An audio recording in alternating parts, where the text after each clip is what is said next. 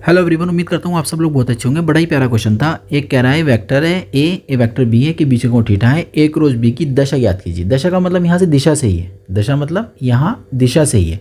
दिशा आपको ए cross B की बतानी है। बहुत आसान क्वेश्चन है।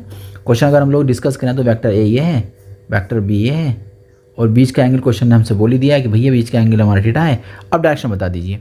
तो होता क्या है कि हमारे पास ए क्रॉस बी की डायरेक्शन की बात कर रहा है, तो हम लोगों ने फॉर्मूला पढ़ा था ए का मोड बी का मोड साइन थीटा और एन कैप। आई जे के इसके अंदर नहीं मिलेंगे क्योंकि अंडर रूट में रिजल्ट जाता है ए मोड का। इसका मतलब ये हुआ कि जो ए मोड है वो हमें देगा अदिश, बी मोड भी हमें अदिश देगा, साइन भी हमें अदिश देगा। साइन का मान कितना होता है? साइन 30 आ जाए, 1/2 आ जाएगा, अंडर रूट 3/2 या फिर 1/√2 कुछ भी आ सकता है। तो यहाँ पर आई जे के आपको नहीं मिलने वाले। तो ये सब के सब क्या है? आपके अदिश हैं। अदिश से हमें दिशा का पता नहीं चलता है।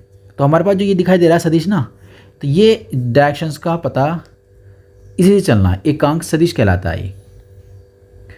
एकांक सदिश कहलाता है। जैसे हम लोगों ने पढ़ा नहीं था कि आई कैप है तो इसका क्या मतलब है कि भैया एक्स अक्ष पे जा रहा है, जे है तो वाई पे जा रहा है और के है तो कहाँ जाएगा? जेड पे जाता है। तो ये सब क्या एकांक सदिश कहलाते हैं ना। तो एकांक सदिश का काम क्या होता है? डायरेक्शन को बताना। तो यहाँ पर ए क्रॉस बी में जो एन कैप है यही आपकी डायरेक्शंस बताएगा। ठीक है, ए क्रॉस बी की डायरेक्शन क्या होगी? ये निकल के आते हैं। तो वेक्टर एन कैप कैसा है? ये बी के साथ भी 90 बनाएगा और ए के साथ भी ये 90 बनाएगा। इस डायरेक्शन में है। कहने का मतलब ये है कि अगर एक वेक्टर आई पे जा रहा है और दूसरा वेक्टर जे पे जा रहा है तो इन दोनों का अगर हम क्रॉस निकालेंगे तो हमें मिलेगा क्या? के वेक्टर। यानी कि एन कैप का मान क्या हो जाएगा? के, क्योंकि आई के साथ जे के साथ दोनों के साथ लंबवत लेना है।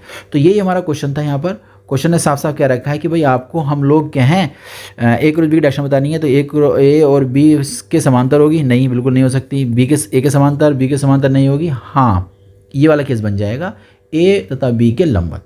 ये दोनों के साथ क्या होगा? लंबवत वेक्टर हमें शो करेगा। उम्मीद करता हूँ ये बात मेरी समझ में आ गई होगी। हम लोग मिलते हैं एक नए क्वेश्चन के साथ।